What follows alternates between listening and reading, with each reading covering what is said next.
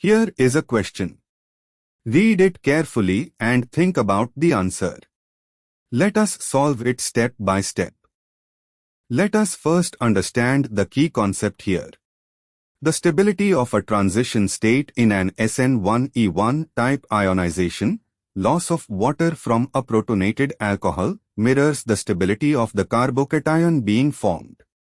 This is because the transition state resembles the carbocation product, Hammond's postulate for endothermic late transition state steps.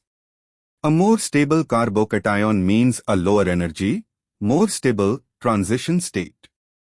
Moving on to the next step.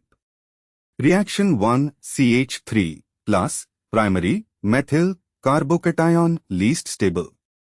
Reaction 3 CH3 to CH plus secondary carbocation intermediate stability. Reaction 2 CH3 3C plus tertiary carbocation most stable. Moving on to the next step. For each ionization step, the transition state has significant carbocation character. The more stable the carbocation product, the more stable the transition state leading to it. And for the final step, rank transition states by increasing stability, least to most stable. TS1 leads to methyl cation, TS3 leads to secondary cation, TS2 leads to tertiary cation. This gives 132. Option C states 132, which matches our ranking. Why other options fail?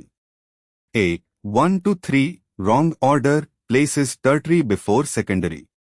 B. 231, completely reversed, tertiary carbocation TS is most stable, not least.